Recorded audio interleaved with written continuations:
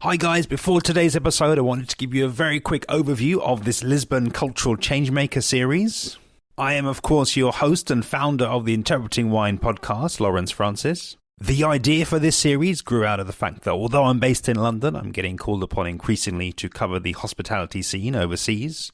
And I wondered what would it be like if I expanded the format out, featuring cultural changemakers not only in food and drink but also in other fields, and produced a series of interviews almost like an audio travel guide that would allow you to listen in advance and hit the ground knowing some of the important cultural changes happening in the city. And this is my very first ever series of this kind covering Lisbon. These 5 episodes will air in sequence from 284 to 288 on the Interpreting Wine podcast. And of course, if you or anyone else that you know is going to be visiting this fantastic city, please do point them in this direction so they can hear it for themselves. And without further ado, here is today's episode of Interpreting Wine's Cultural Changemaker series, Lisbon Summer 2019.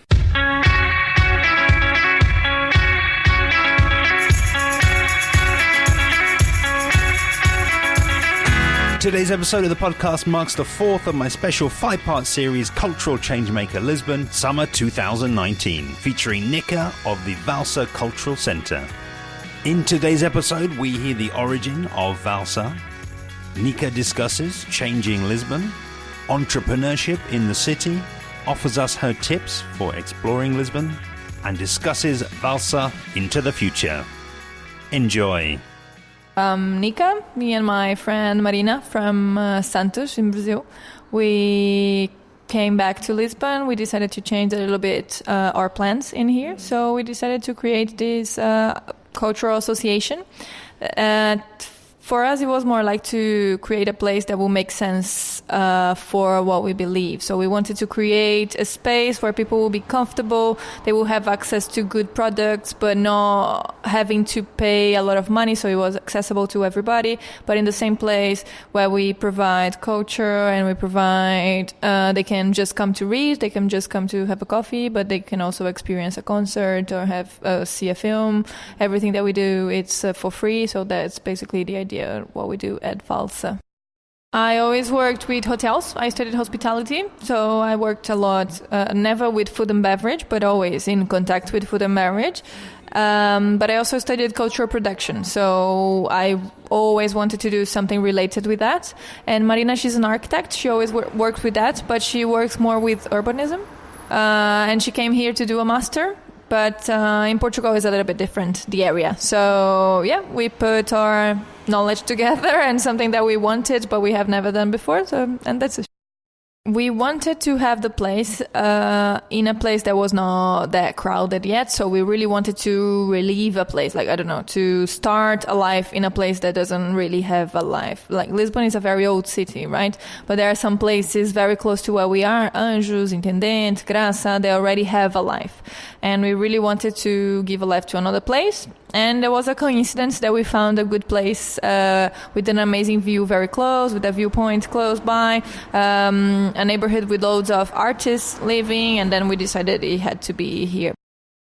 Recently we had, like last Sunday, we had an event in the viewpoint. It was outside the place, but it was organized by us. It was with our names and everybody that we called together. It was like a musician from Brazil. He's very well known in Brazil, but he really wanted to have a concert in honor to Walt Whitman of his 200 years anniversary. So he really wanted to play songs and read poems related to Whitman. So he thought about a different concert, and we called different Portuguese poets to read as well. So it was an external event. It was really beautiful with the view in the afternoon. So we provided the food, the drinks, and the experience. It was really nice.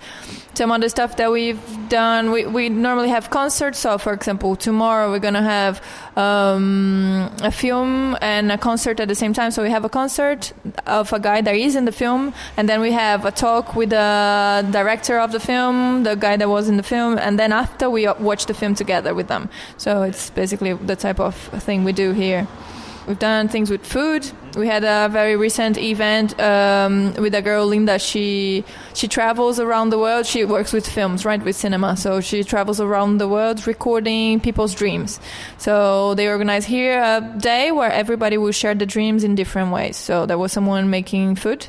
Thinking about that, there was someone making music, there was someone telling stories, it was different types of art all together, but with the same core, more or less. Yeah, so I mean, already in the series, we've heard from people from many different countries, from the States, from Belgium, yourselves from Brazil. This is painting, I think, quite a picture of a diverse Lisbon, really. There's lots of different communities. I wonder, if you would maybe just say something about that, I guess, in relation to this centre here. Are the people who come through the doors, are they mainly people from that local area, where you said you was kind of trying to create the life and, be one of the first people there? Or are you able and, are you sort of seeing that there's more of a mixture of different backgrounds and different nationalities coming through? Yeah, we found at the beginning it was basically Brazilians, right? Because people that needed a place, and it was like the safe place to be where we were.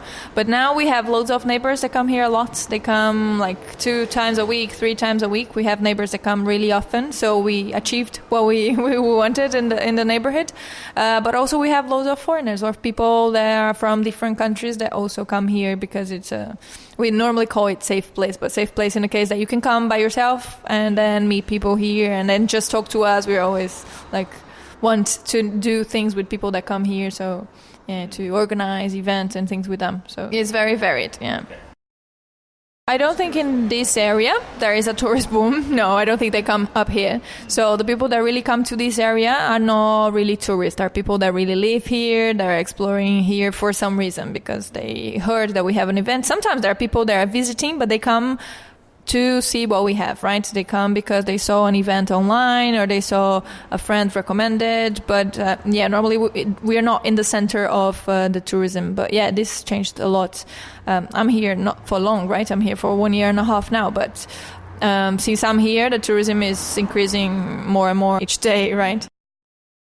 As well as the kind of international nature of this series, it's also quite noticeable that there's been a lot of entrepreneurs, people who have started something, people who haven't been afraid, as you say, to kind of be the first in a particular area. And I'm just wondering then, I know you've got each other as business partners here. I'm wondering, what have been your impressions of Lisbon, as somewhere to start a business, as somewhere to be an entrepreneur? Yeah, Lisbon is, it was easy to start a place, but it was hard to understand what people wanted or if what we wanted to do was what people wanted. So at the beginning, it was really normal to have people arriving here and asking us, oh, do you have beer? And we say, yeah, we do have beer. But the beer we have, it's artisanal, it's craft beer, it's different. So, oh, no, I don't like that.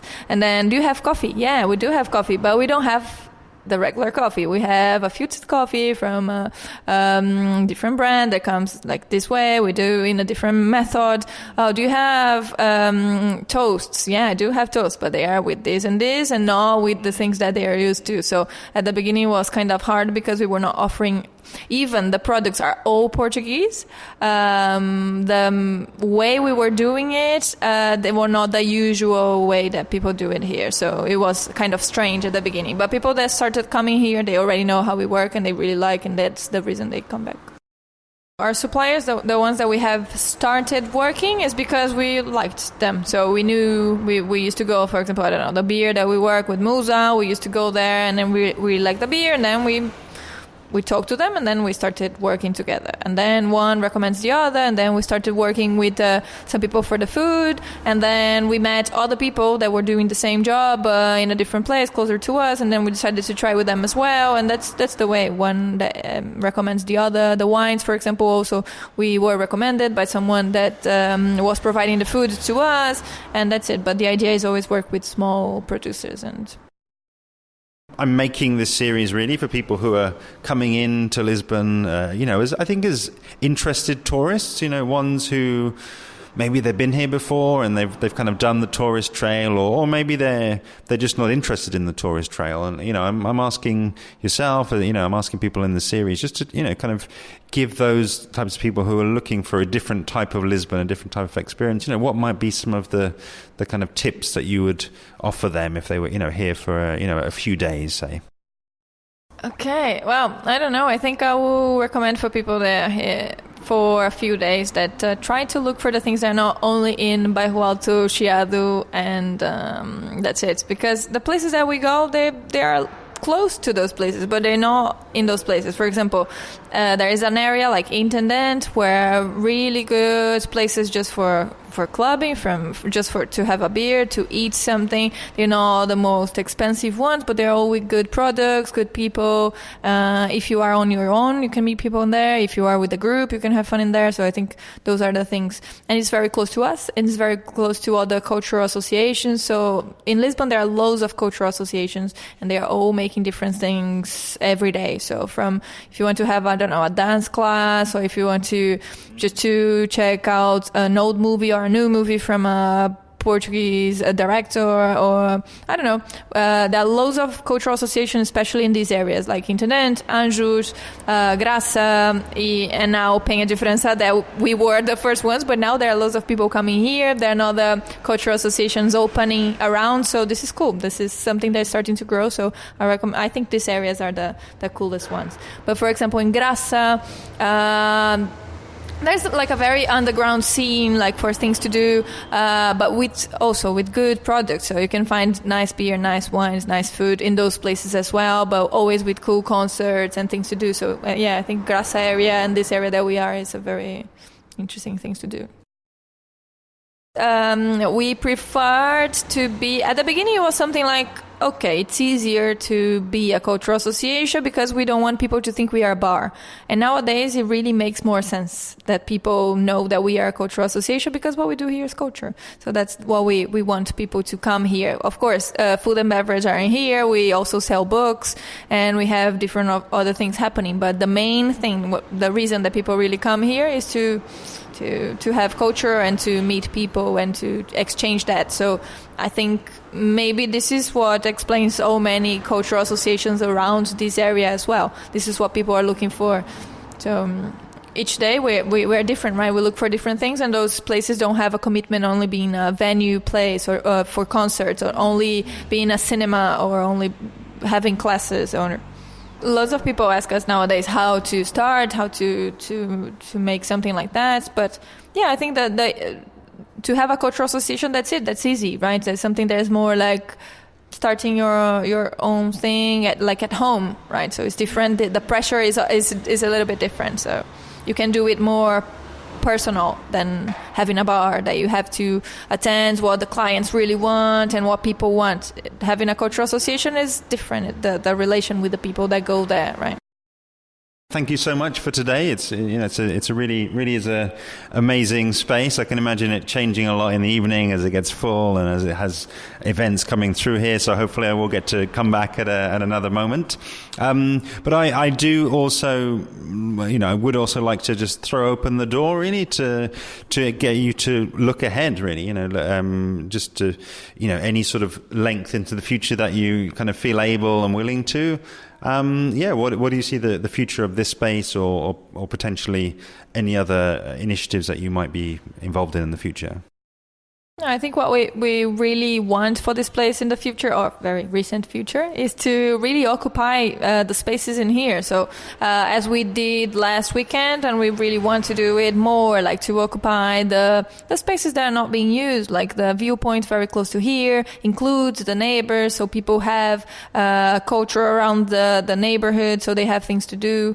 And I think that's what we see us doing more. Like, for example, to do the big events that we did like that last weekend, is we need loads of help. So we need help for the administration of the neighborhood, and that's what we wanted, and that's what we see in the future. So more of this partnership between us and the neighborhood, and leaving the place. Yeah, that's what we see for this place.